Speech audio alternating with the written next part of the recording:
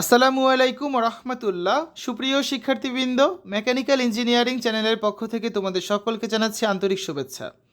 এই ভিডিওটা তৈরি করছি সপ্তম শ্রেণীর শিক্ষার্থীদের জন্য। 2025 সালের সপ্তম শ্রেণীর ইংরেজি বইয়ের 33 পৃষ্ঠার প্রশ্নের উত্তরগুলো নিয়ে আজকে আলোচনা করব।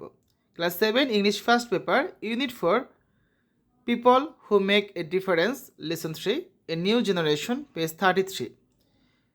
আজকের এই ভিডিওটি তোমরা গত পর্ব যদি দেখে থাকো তাহলে খুব সহজে বুঝতে পারবে, কারণ গত পর্বে আমরা এই নিউ জেনারেশন এই সম্পূর্ণ প্যাসেজটা বাংলায় অনুবাদ করে দিয়েছিলাম। তো এই ভিডিও ডেসক্রিপশনে এবং পিন কমেন্টে প্লেলিস্টে লিঙ্ক দেওয়া আছে, সেখান থেকে তোমাদের যার যে বিষয়ের ভিডিও দরকার খুব সহজেই দেখে নিতে পারবে। তো এখানে দেখো যে 4টা প্রশ্ন যে আছে, answer the following questions based on you reading of the passage, সেগুলো প্যাসেজ অনুসারে তোমাদের আলোচনা করতে হবে। তো প্রশ্নগুলো কী কী রয়েছে? What does generational naming refer to? Why do people name different generations?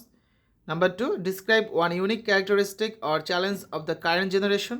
Number 3, what do you know about the legacy of generational struggles in Bangladesh, describe in brief. Number 4, why is good governance important for meeting the needs of new generation. এই যে 4টা প্রশ্ন রয়েছে, এগুলো answer করার জন্য প্রথম কাজ আমাদের প্যাসেজটা পড়ে নেওয়া। তো আজকের ভিডিওতে প্যাসেজটা পড়বো না, জাস্ট এখান থেকে বাংলায় কিছু গুরুত্বপূর্ণ লাইন তোমাদের সামনে তুলে ধরেছি।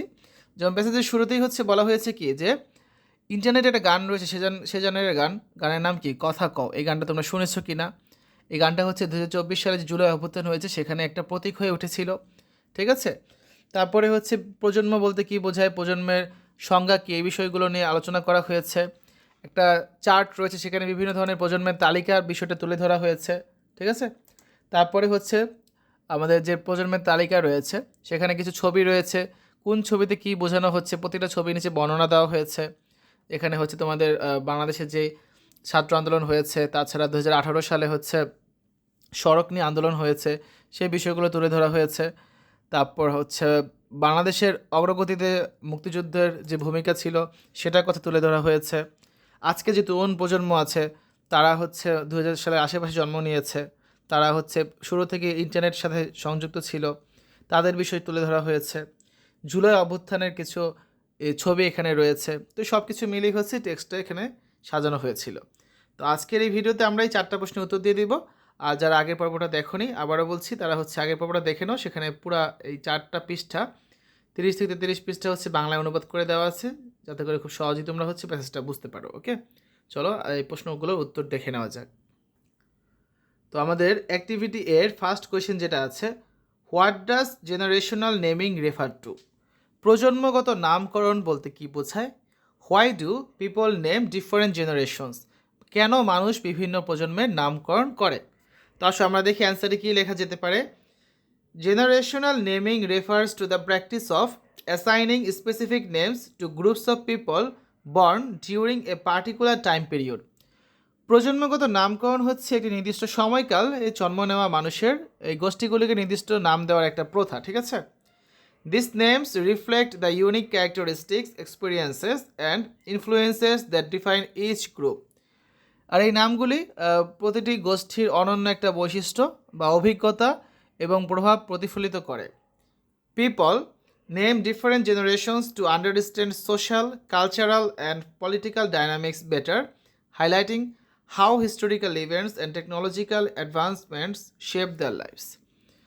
তো মানুষ বিভিন্ন প্রজন্মের নামকরণ করে সামাজিক, সাংস্কৃতিক এবং রাজনৈতিক গতিশীলতাকে আরও ভালোভাবে বুঝতে এবং ঐতিহাসিক ঘটনা এবং প্রযুক্তিগত উন্নতির মাধ্যমে তাদের জীবন কীভাবে গড়ে ওঠে তা প্রদর্শন করার জন্য ব্যবহার করে থাকে। Question number 2, describe one unique characteristic or challenge of the current generation. বর্তমান প্রজন্মের একটি অনন্য বৈশিষ্ট্য বা চ্যালেঞ্জ বর্ণনা করো। দেখো অ্যান্সার লিখতে পারি আমরা, a unique characteristic of the current generation Z is their digital proficiency. বর্তমান প্রজন্ম জেনারেশন জেড এর একটি অনন্য বৈশিষ্ট্য তাদের ডিজিটাল দক্ষতা। They are the first generation to grow up entirely in the digital age. তারাই প্রথম প্রজন্ম যারা পুরোপুরি এই ডিজিটাল যুগেই বড় হয়েছে বা বেড়ে উঠেছে।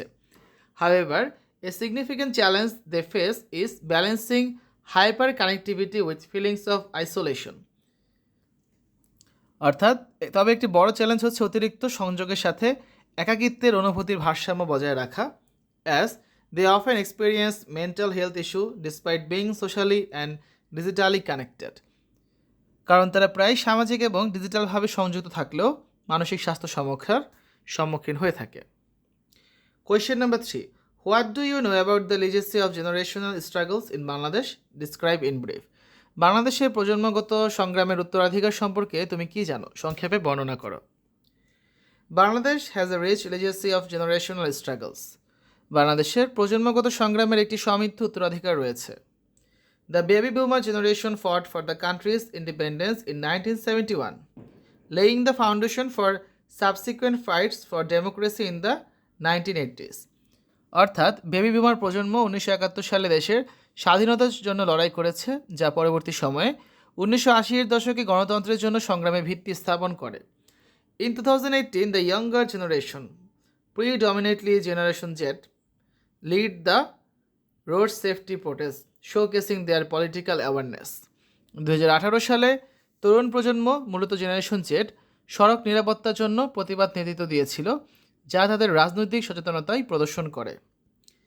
These struggles highlight the continuing effort of each generation to address the country's evolving challenges.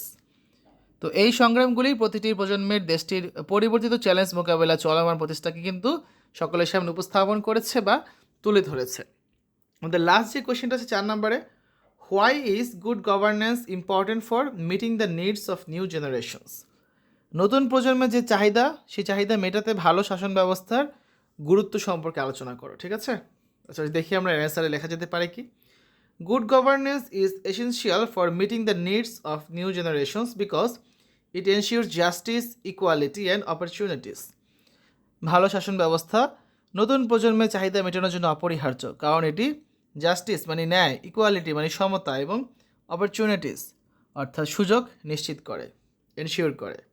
It addresses issues like climate change, social equity and education, enabling the younger generation to thrive and contribute positively to society. এটি পরিবেশগত পরিবর্তন, সামাজিক সমতা এবং শিক্ষা সংক্রান্ত সমস্যা সমাধান করে, যার ফলে তরুণ প্রজন্ম সাফল্যের সঙ্গে বেড়ে উঠতে এবং সমাজে ইতিবাচকভাবে অবদান রাখতে পারে। Without effective governance, their aspirations and potential remain unsupported. তাই কার্যকর শাসন ব্যবস্থা ছাড়া তাদের আশা এবং সম্ভাবনা অচল থাকে। ঠিক আছে, তো এই হচ্ছে আজকে আলোচনা। আগামী ক্লাসে আমরা হচ্ছে বি নাম্বারে যে ভোকাবুলারি টেস্ট আছে এবং সি নাম্বারে হচ্ছে এখানে কিছু ফিল ইন দ্য গ্যাপস আছে, এগুলো পূরণ করে দেবো। ঠিক আছে, শিক্ষার্থীরা এতক্ষণ তোমরা দেখলে 2025 সালে সপ্তম শ্রেণীর ইংরেজি বইয়ের unit 4 people who make a difference lesson 3 a new generation page 33 এর সমাধান। আশা করি আজকের এই ভিডিওটি তোমাদের কাছে ভালো লেগেছে। আমাদের চ্যানেলের অন্যান্য ভিডিওগুলো দেখার আমন্ত্রণ জানিয়ে আজ এখানে বিদায় নিচ্ছি। আল্লাহ হাফেজ।